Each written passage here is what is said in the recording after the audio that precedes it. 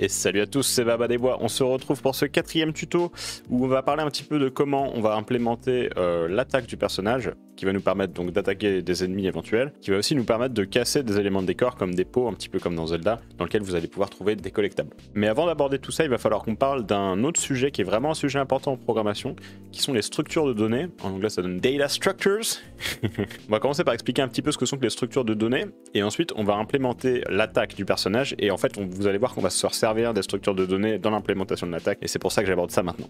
Allez, c'est y part. Donc on s'était laissé avec cet état-là du code la dernière fois. Avant de commencer à vous expliquer comment on va implémenter les attaques, comme je vous disais, on va expliquer un petit peu ce que sont les data structures, les structures de données, et on va parler notamment de 3 structures de données qui sont très courantes dans les langages de programmation. Ils n'ont pas toujours les mêmes noms, mais tu les retrouves quasiment partout, et qui sont très importantes à connaître, et qui en fait sont assez simples. Et donc on va parler de 3 types de structures de données. On va parler des énumérations, on va parler des tableaux, qu'on appelle aussi arrays en anglais, et on va parler des dictionnaires. Voilà, ça va être les 3 sujets techniques du jour qu'on va mettre en application après pour implémenter l'attaque. Première structure de données dont j'ai envie de vous parler, ce sont les tableaux, les arrays. Et en fait, à quoi servent les arrays? Eh ben, à stocker plus d'une valeur. Donc par exemple, on va déclarer un array, juste pour vous montrer, faire un exemple. Paf, pour déclarer un arrêt, ce qui se passe en fait, c'est qu'il faut mettre un crochet ouvert et un crochet fermé.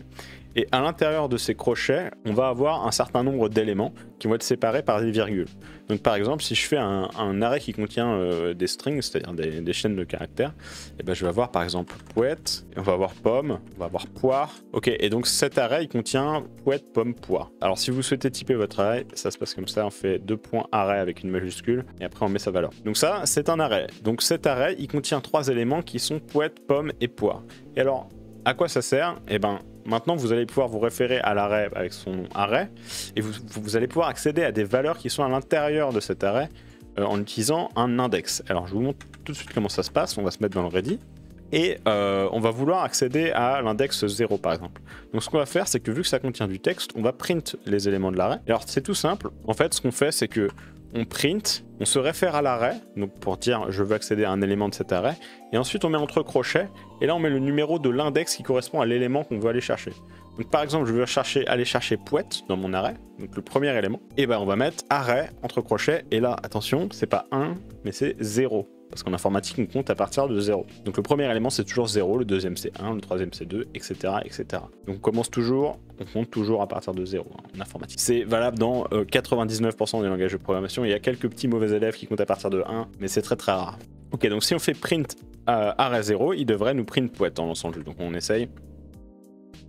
Voilà, il nous print poète, et je peux vous montrer que c'est vrai en essayant d'accéder à poire. Donc par exemple, on essaie d'accéder à poire, on essaie d'accéder à l'index 2. Donc là, il va nous print poire. Oui, il nous print poire, pas de souci. Maintenant, qu'est-ce qui se passe si j'essaye d'accéder à un index qui n'est pas dans l'arrêt? Par exemple, on va essayer 3. Comme on compte à partir de 0, on a l'index 0, 1, 2, mais en 3, on n'a rien. Ce qui veut dire que là, normalement, qu'est-ce qu'il va faire? Et ben, il va nous faire une erreur. Voilà. Il va nous dire invalid get index 3 on base array. Parce que là, il est en train de vous dire votre array il ne contient que 3 éléments. Donc l'index 3, c'est le 4e élément. Vous ne pouvez pas y accéder, l'arrêt n'a pas suffisamment d'éléments dedans. Donc vous n'avez pas le droit d'accéder à un élément qui n'existe pas dans un arrêt, ça va vous renvoyer une erreur. Donc il faut faire un petit peu attention à ça. Voilà, c'est le premier truc. Voilà, ça sera pour les arrêts, on va en reparler un petit peu dans d'autres tutos, etc. Mais vous avez les bases, c'est assez simple. Voilà. Donc ça, c'est les arrêts. Le deuxième truc dont je voulais parler, ce sont les dictionnaires. Donc on va l'appeler dictionary. Et alors les dictionnaires, ça se déclare pas exactement pareil que les arrêts, ça se déclare comme ça. On fait égal et on met des accolades comme ça. En anglais on appelle ça des curly brackets. Et à l'intérieur de ça, en fait, ça va fonctionner par un couple de clés et de valeurs.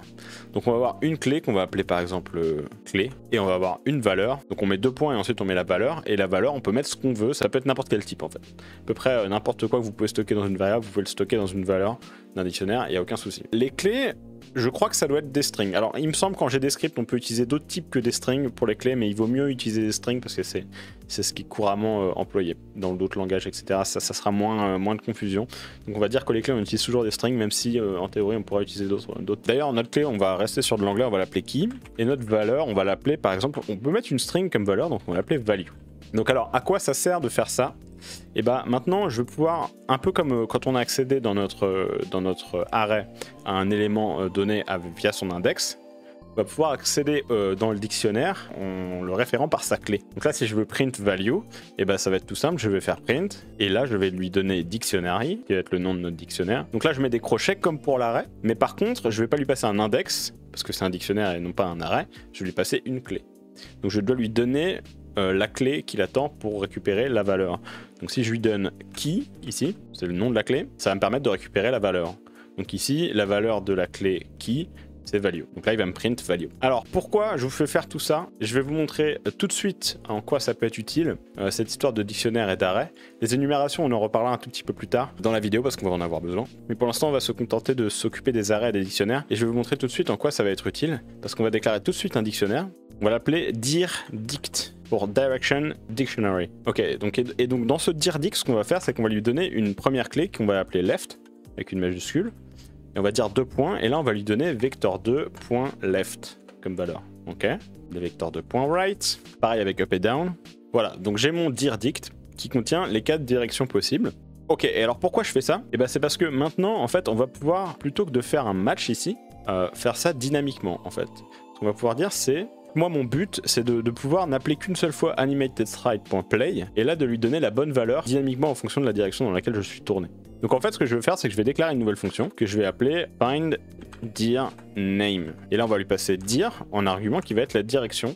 On va lui donner une direction en entrée, et en sortie, il va nous sortir le nom de cette direction. Donc la direction, ça va être un vecteur 2, et on sait que ça va nous sortir le nom de la direction en sortie, donc le nom de la direction, ça va être une string. Comme ça nous permet un peu de réviser les fonctions pendant qu'on y est. Ok, et là, il doit vous dire an unvoid function must return a value in all possible paths. En fait, ce qu'il est en train de vous dire, c'est que comme vous avez typé ce que renvoie la fonction, vous êtes obligé de faire à un moment un return qui contient une chaîne de caractères. Et là, on le fait pas. Donc pour qu'il nous laisse tranquille, on va faire return une chaîne de caractères vide. Pour l'instant, bien sûr, après on va la remplir. Donc notre but, ça va être de dire, à partir du vecteur qu'on va lui passer en entrée, donc ça va être vector2.right, vector2.left, peu importe le vecteur qu'on lui passe en entrée, il doit nous retourner le nom de la direction, d'accord? Là-dedans. Comment je peux faire ça? Parce que là, en fait, on ne veut pas accéder à la valeur par la clé, on veut accéder à la clé par la valeur. Donc c'est un petit peu plus tricky pour pouvoir le faire. Normalement, un dictionnaire, c'est pas fait pour être utilisé dans ce sens-là, mais on peut le faire quand même. Parce qu'en fait, on peut, à partir d'un dictionnaire, si je le type d'ailleurs, parce qu'à partir d'un dictionnaire, en fait, on peut récupérer 2 arrêts. Donc les arrêts, vous avez vu tout à l'heure, c'est les tableaux. On peut récupérer un arrêt qui contient toutes les clés et un arrêt qui contient toutes les valeurs. En faisant comme ça. Par exemple, ici, je veux récupérer toutes les valeurs. Je vais faire var dirdict values égale dirdict.values. Et alors le point values, si vous voulez aller voir dans la documentation, vous pouvez CTRL-clic sur une fonction. Et le CTRL-clic va vous amener à l'endroit où cette fonction est déclarée dans la doc. Donc là, en fait, CTRL-clic vous amène dans la documentation. Et là, vous voyez, on est à la documentation des dictionnaires. Donc il nous explique comment fonctionnent les dictionnaires, etc. Donc si vous voulez jeter un coup d'œil un peu plus approfondi, vous pouvez aller voir là-dedans. Vous pouvez aussi faire rechercher dans l'aide, là vous voyez en haut à droite, et rechercher ce que vous voulez, soit une fonction, soit un objet, soit une classe, etc. Et donc en fait vous voyez, quand vous êtes dans la documentation, donc là il y a déjà une explication de ce que fait la classe. Alors on expliquera un peu plus tard ce sont des classes, mais en gros c'est un type d'objet.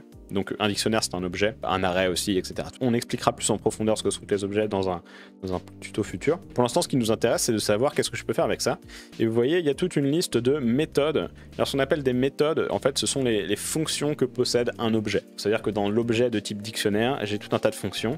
Et ces fonctions sont listées ici. Et vous voyez c'est bien foutu en fait ce que ça vous indique. C'est déjà le nom de la fonction. Entre parenthèses éventuellement les arguments s'il y en a. Et avant il y a marqué ce que ça retourne. Donc ici par exemple nous ce qu'on veut c'est aller à value. Il y a marqué que ça attend aucun argument et que ça me retourne un arrêt. Un arrêt, on a vu ce que c'était tout à l'heure, c'était un tableau. Donc on va cliquer sur values et là ça nous amène à une description un peu plus fournie. Bon là il n'y a qu'une seule ligne, elle n'est pas très longue, mais des fois il y a un peu plus de contenu, vous voyez. Et donc values, ça nous dit return the list of values of the dictionary. Et ça nous les renvoie dans un arrêt. Donc là en fait ça nous retourne toutes les valeurs du dictionnaire dans un arrêt qui vont être rangées une par une dans l'ordre dans lequel a été déclaré le dictionnaire. Voilà. Donc ici on va l'appeler dirValues arrêt par exemple, comme ça va bien nommer les choses, on sait que c'est un arrêt. Et donc ce que je veux faire c'est trouver dans cet arrêt à quel index est la valeur dir. Ok. Donc ce que je vais faire c'est dir index, ça va représenter l'index auquel on a trouvé la valeur dir dans l'arrêt, et ça on va faire dir valuesArray.find. Et find, vous pouvez aller voir aussi dans la doc en cliquant dessus, CTRL-clic, searches the array for the value and return its index. Ça cherche dans l'arrêt la valeur qu'on lui donne en entrée, et si ça la trouve, ça nous retourne son index. Et si ça trouve rien, ça nous retourne -1. Donc on va lui donner dir. Donc là on va chercher la valeur dir dans l'index dir value array, ok. Cette valeur dir, pourquoi je vais chercher ça? Parce que notre but c'est d'aller chercher sa clé en fait.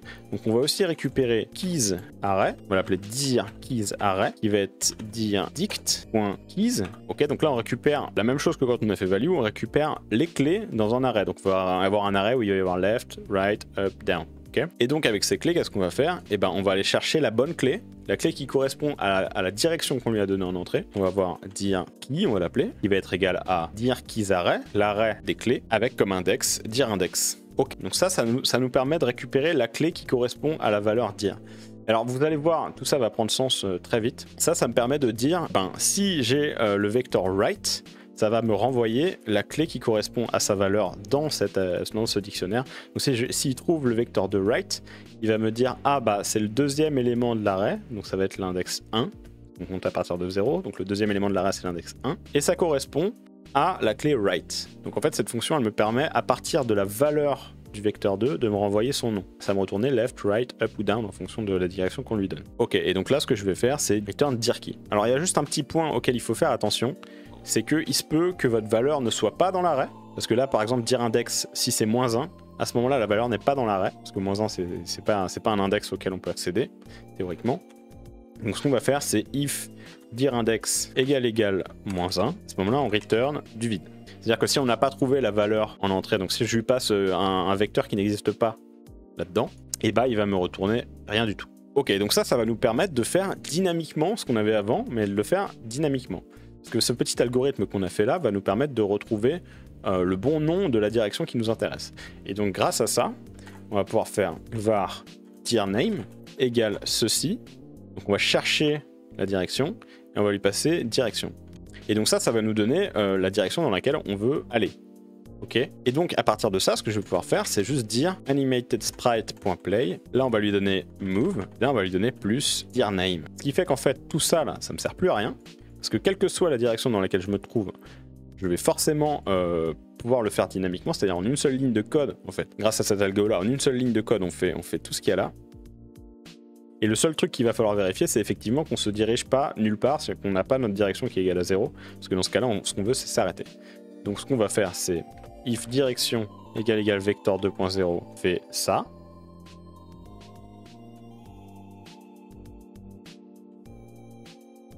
D'accord.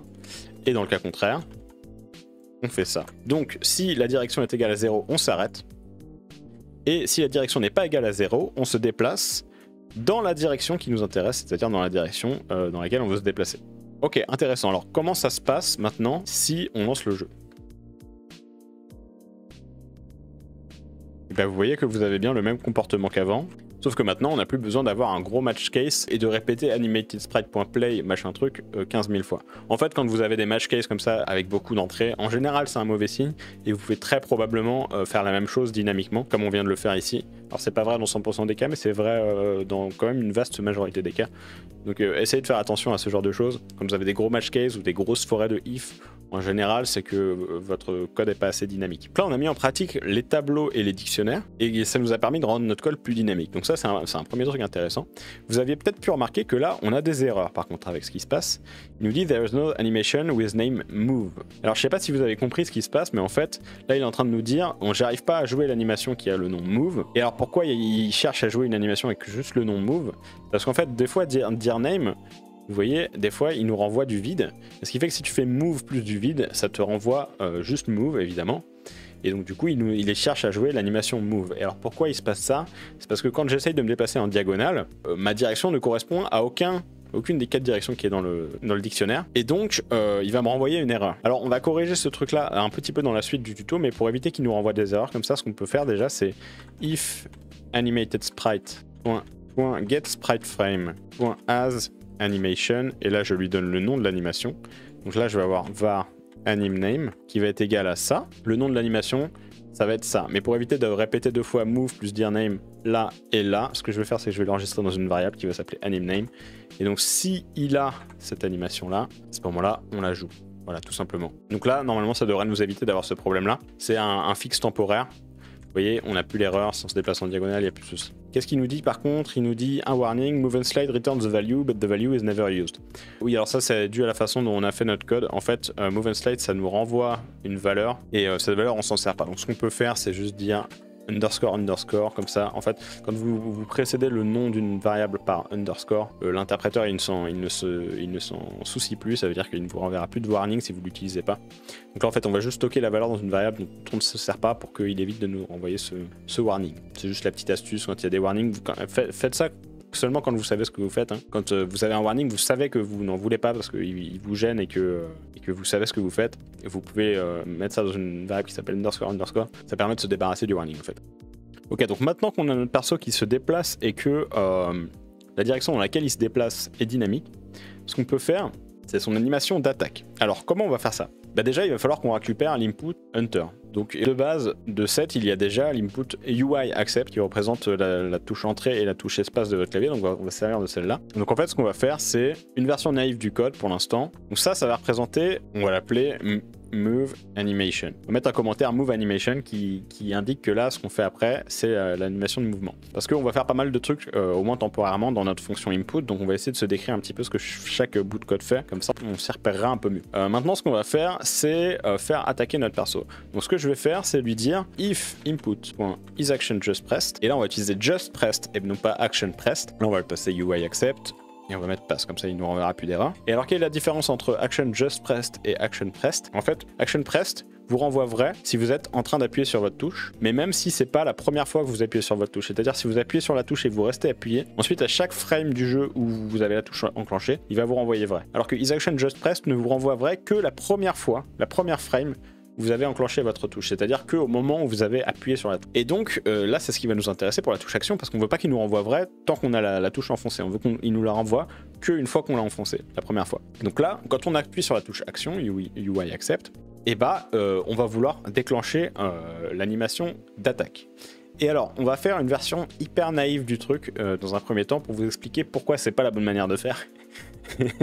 Donc ce qu'on va faire, c'est on va déclarer une variable isAttacking. Et ça va être un booléen.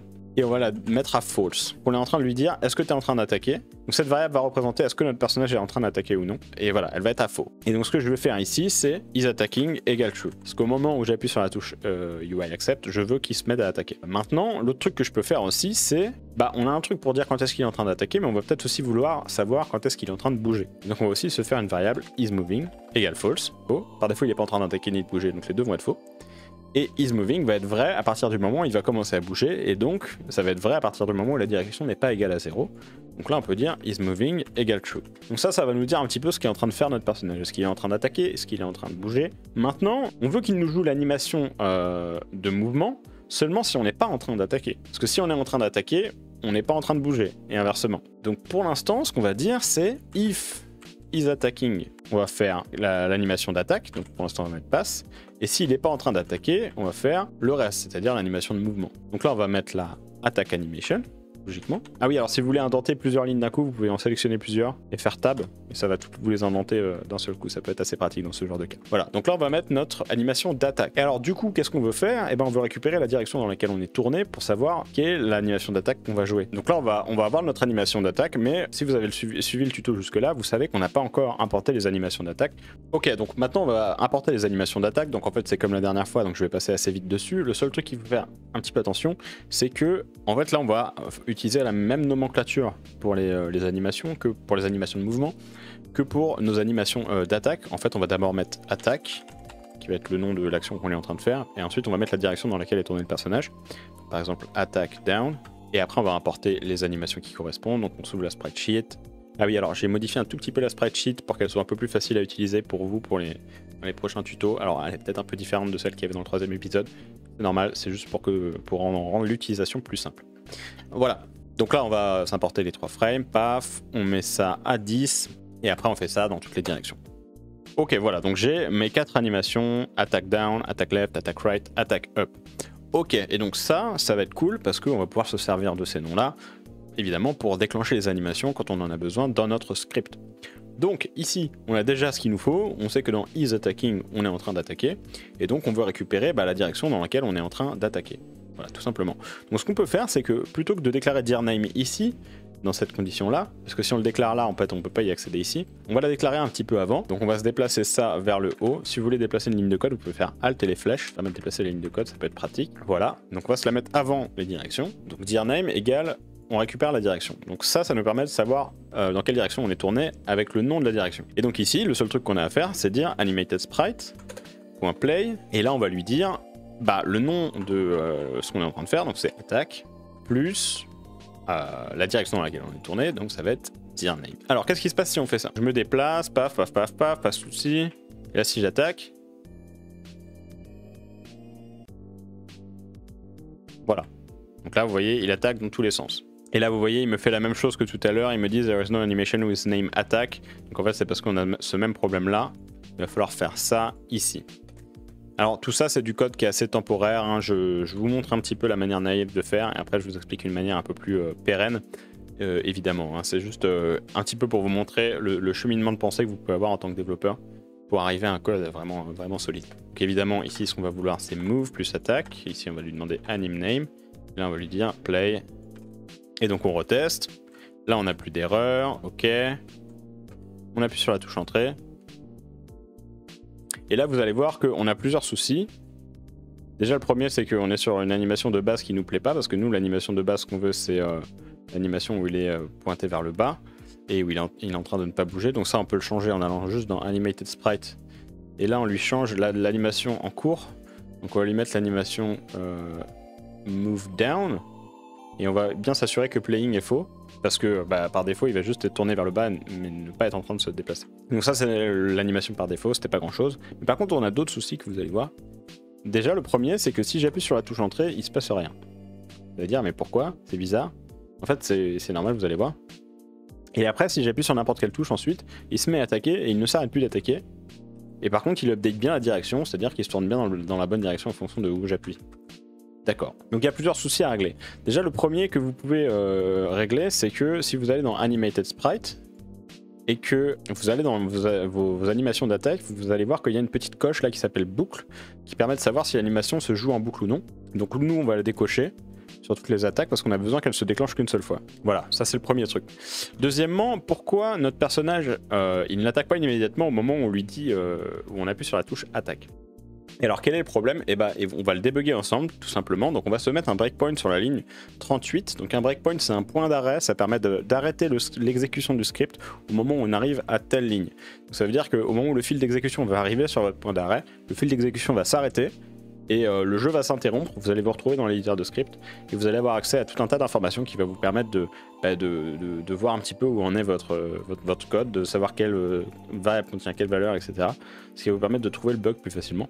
Donc ici en fait notre problème c'est que notre personnage n'est pas en train d'attaquer.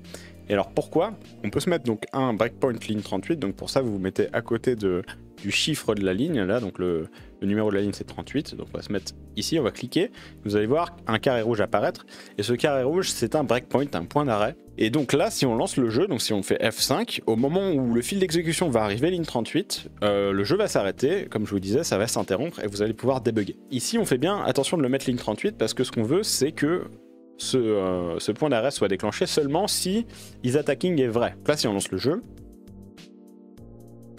paf, donc là il me le déclenche pas évidemment parce que je suis pas en train d'attaquer, mais dès que j'appuie sur la touche entrée, il me le déclenche bien. Donc c'est bien que isAttacking est vrai. Alors qu'est-ce qui se passe? Et bien là vous allez vous retrouver dans le debugger et comme il est derrière moi, je vais me cacher ma webcam. Vous allez voir dans le debugger ici tout un tas d'informations et donc notamment les informations sur ce que contiennent les variables. Et vous voyez, alors vous avez members. Donc members, ce sont les variables que vous avez déclarées en haut de votre script. En fait, c'est les propriétés de votre objet. Donc c'est les propriétés de votre script ici. Donc ici, c'est les propriétés de notre personnage. Et locals, ce sont les variables qui sont locales à la fonction dans laquelle le point d'arrêt a eu lieu. Donc là, vous voyez, il y a event, dont on ne se sert pas. Il y a dirName, qui représente la direction vers où on est tourné.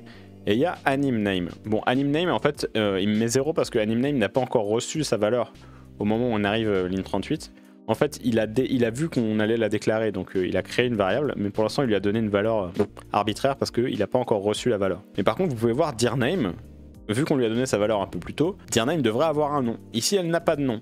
Et alors, qu'est-ce qui se passe? C'est qu'en fait, vu qu'on n'est pas en train de se déplacer, puisqu'on s'est arrêté pour pouvoir attaquer, la direction est égale à vecteur 2.0. Ce qui fait qu'en fait la direction est 0, ce qui fait qu'on ne sait pas dans quelle direction on est en train d'attaquer, et donc du coup il ne peut pas attaquer en fait, parce qu'il n'a pas d'animation qui correspond à juste attaque sans avoir de direction. Et donc ça, c'est dû au fait que la direction ici correspond à la direction dans laquelle on veut se déplacer, mais pas la direction dans laquelle le personnage est tourné.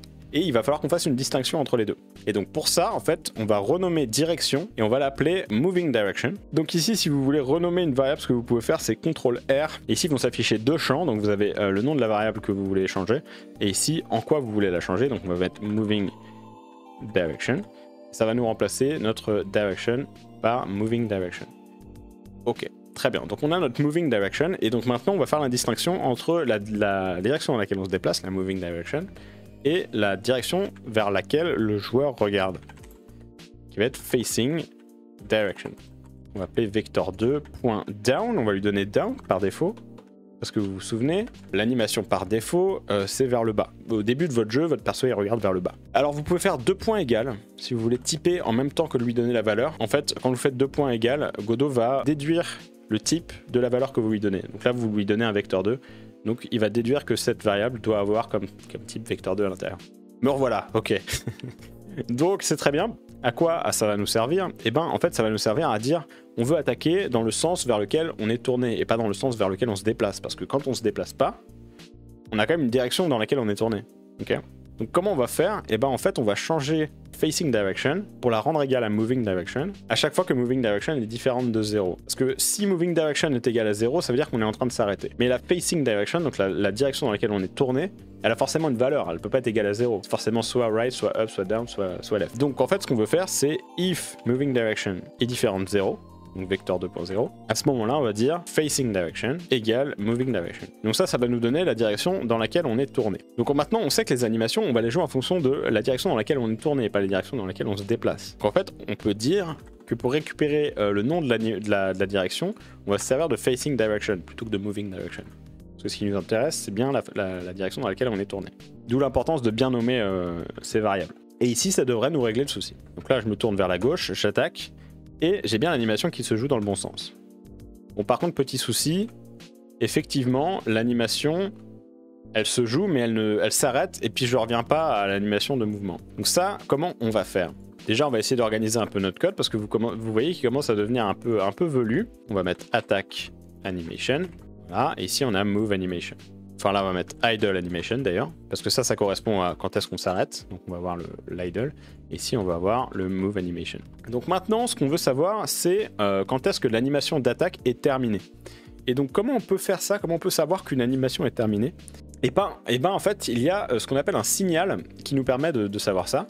Et vous pouvez voir la liste des signaux que possède un nœud. En fait, en cliquant sur le nœud, vous avez ses propriétés dans l'inspecteur ici. Et vous voyez, il y a un deuxième onglet qui s'appelle nœud. Et si vous cliquez dessus, ici, il y a deux autres onglets. Il y a groupe et il y a signaux. Nous, ce qui va nous intéresser, c'est les signaux. Et donc là, dans les signaux, il nous dit animation finished, frame change. Donc là, c'est la liste de tous les signaux dont dispose ce nœud. Et nous, ce qui nous intéresse, c'est quand est-ce qu'une animation est terminée. Donc c'est bien animation finished qui nous intéresse. Et donc ce qu'on va pouvoir faire, c'est clic droit dessus, connecter. On va le connecter au personnage parce que c'est le personnage qui a besoin de récupérer l'information que l'animation s'est terminée. Et en fait, ce signal, quand il va être émis, donc quand l'animated sprite va dire j'ai terminé mon animation, nous on va pouvoir récupérer cette information dans une fonction. Et le nom de cette fonction est ici, onAnimatedSprite animation finish. Vous pouvez la renommer comme vous voulez, mais on va laisser le nom par défaut. On va faire connecter. Vous voyez, ils disent méthode du récepteur. Méthode, on a dit un petit peu plus tôt que c'est une fonction dans un objet. Donc méthode, fonction, vous pouvez utiliser les deux mots. Voilà, donc il nous a créé la méthode ou la fonction qui va recevoir ce signal. Donc là en fait, à chaque fois qu'une animation va se terminer, le signal va être émis par animatedSprite et cette fonction-là va réagir, va recevoir le signal en fait. Et là on va pouvoir dire ce qu'on fait au moment où on reçoit le signal. Donc nous, ça nous signale que l'animation s'est terminée, mais on ne sait pas quelle animation. Il faut faire attention à ça. Donc là si je fais print animation finished par exemple, animation finished, on va print animation finish, comme ça va nous indiquer à chaque fois qu'une animation se termine. Et vous allez voir que c'est absolument n'importe quelle animation. Donc, en fait, à chaque fois qu'on a fini une animation, quelle qu'elle soit, il va nous déclencher cette fonction-là. Donc ça a l'air de marcher. Et vous voyez, ça se déclenche aussi quand on finit l'animation d'attaque. Maintenant, ce qui nous intéresse, c'est pas de savoir à chaque fois qu'une animation se termine, mais quand l'animation d'attaque est terminée. Donc en fait, ce que je vais faire, c'est ça, je veux savoir si on est dans l'animation d'attaque ou pas. Et comment je fais ça? Je fais if animated sprite. Donc animated sprite, c'est ma variable qui contient mon nœud animated sprite. Et ce nœud-là, il a plusieurs fonctions et il a une fonction qui s'appelle get animation. Get animation, en fait, ce que ça fait, c'est que ça me renvoie le nom de l'animation qui est en train d'être jouée. Donc en fait, là, quand je vais recevoir le signal comme quoi une animation vient de se terminer, je récupère l'animation en cours et donc ça va me donner le nom de l'animation qui vient de se terminer. Et alors, ce qu'on pourrait faire, c'est dire si l'animation c'est attack up, ou que l'animation c'est attack down, ou que l'animation c'est attack left, ou que l'animation c'est attack right, à ce moment-là on fait quelque chose. Mais ça serait pas très dynamique, ça serait un petit peu waouh, ça serait vachement compliqué, il faudrait faire 4 if ou un match, ça serait beaucoup trop compliqué. Donc ce qu'on peut faire, c'est qu'on va utiliser une fonction qui est propre à string. Donc si vous CTRL-cliquez sur string, vous allez vous retrouver dans string. Vous voyez qu'il y a plein de fonctions qu'on peut utiliser pour faire tout un tas d'opérations avec les chaînes de caractères. Et notamment, il y en a une, si vous cherchez, donc vous faire CTRL-F pour chercher, qui s'appelle is subsequence of. Donc si on clique dessus, ça me dit return true if the string is a subsequence of the given string. Donc en gros, ce que ça me dit, c'est ça me renvoie vrai si la chaîne de caractères est une sous-chaîne de caractères de la chaîne de caractères que je lui donne en entrée. Alors ça se passe comme ça. En gros, je vais lui déclarer attaque. Donc ça, c'est une chaîne de caractères, ok? Donc je vais faire .is subsequence of, et là, je vais lui passer ça. Donc qu'est-ce que je suis en train de faire? Je lui dis si attaque est une sous-séquence du nom de mon animation. En gros, ce que je suis en train de dire, c'est s'il y a le mot attaque dans le nom de l'animation, à ce moment-là, la condition est validée. Or, vous vous souvenez, on a dit attack down, attack left, attack right, attack up.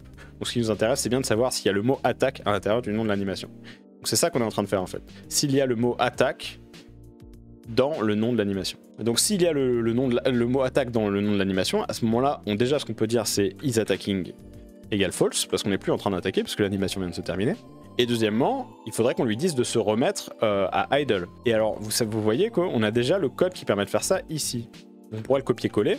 Donc là, on stoppe l'animation et on lui met sa frame à 0. Sauf que vous vous souvenez, l'animation en cours, c'est une animation qui a pour nom attaque. Donc là, il va pas nous mettre dans move la frame 0, il va me mettre dans attaque à la frame 0. Donc si on lance le jeu, on va avoir un petit souci. Voilà, il nous remet à la frame 0 de attaque. Donc ça, c'est bien la première frame de attaque. Et c'est pas ça qu'on veut, nous, on veut se remettre à la frame 0 de move dans la bonne direction. Donc là, ce qui se passe, en fait, c'est qu'on veut lui changer l'animation avant de faire stop et cette frame 0. On veut lui mettre l'animation à move et dans le bon sens. Donc en fait, ce qu'on va faire, c'est set, on va dire animated sprite.set animation. Pour lui dire quelle animation dans quelle animation on va le mettre. On ne fait pas play parce qu'on veut pas jouer l'animation, on veut juste le mettre dans telle animation. Et l'animation en question, ça va être move plus, et là on veut récupérer la direction dans laquelle on est tourné. Donc vous vous souvenez, on a récupéré la direction dans laquelle on est tourné grâce à ça. Dire name, ok. Donc là on est en train de lui dire, on te remet dans l'animation move avec la bonne direction, on te stoppe et on te met à la frame 0. Tout ça pour le remettre à l'animation de idle. Et vous voyez que là ça fonctionne, donc il me remet bien au bon endroit. Alors tout ce qu'on a fait là, ça fonctionne, hein. C'est fonctionnel, mais c'est vraiment pas idéal, parce que vous voyez que ça fait quand même vachement de code assez compliqué, juste pour jouer des animations au bon moment. Et ça paraît vachement de conditions. Alors est-ce que tu es en train d'attaquer, ou est-ce que tu es en train de bouger? Et imaginez si on rajoute par-dessus ça les animations où on se fait blesser, les animations où on bloque avec le bouclier, les animations où on utilise un objet, etc. Vous imaginez le nombre de conditions et d'embranchements qu'il va falloir faire dans votre code pour que ça fonctionne, et comment votre code il va devenir tentaculaire et impossible à gérer. Et alors ça, c'est un problème très courant qu'on a en développement de jeux vidéo. Et c'est parce qu'en fait on utilise is attacking, is moving, etc. Et c'est ce que je vous ai dit au début de la vidéo, c'est que c'est une manière très naïve d'aborder le problème. Ok, voilà, c'est tout pour cette fois. Alors, je vous invite très fortement à suivre le tuto suivant, parce que comme dit, on a codé les choses de manière hyper naïve dans ce tuto-ci. Ce qu'on va faire dans le tuto d'après, en fait, c'est montrer comment on peut faire la même chose, mais beaucoup plus proprement, en utilisant ce qu'on appelle une state machine, ou une machine à état. qui va nous permettre de rendre le code vachement plus organisé et découpé. Voilà, et pour les énumérations, pareil, on le verra dans le tuto d'après. N'hésitez pas à mettre la cloche si vous voulez être notifié des prochains tutos. N'oubliez pas de lâcher un petit like, un petit commentaire si ça vous a plu. Ça aide vachement le référencement de la vidéo. Et bah comme d'hab, le laïus habituel, vous connaissez les réseaux sociaux, Twitter, Instagram, ils sont dans la description. Sinon, on tourne les vidéos sur Twitch en direct, donc pareil, la chaîne est dans la description. Voilà, tout ça. Les assets packs, n'oubliez pas, si vous voulez utiliser les mêmes assets que moi. Il y a l'asset pack qui est dans la description. Sur itch.io, c'est gratuit, mais vous pouvez faire un don si ça vous plaît. Et enfin, dernier truc qu'il faut que je dise, il y a le Ko-fi qui est ici. Et donc, vous pouvez faire un don ponctuel ou mensuel sur le Ko-fi. Mais si vous faites un don mensuel, et ben, ça vous permet d'accéder aux vidéos le mercredi soir plutôt que le vendredi soir. Un petit peu plus tôt, voilà. Ça vous permet d'accéder aux vidéos plus tôt pour vous. Et pour moi, ça me permet de m'aider, de me rémunérer. Donc voilà, c'est chouette. Voilà, c'est tout pour cette fois. Je vous fais plein de poutous. Salut!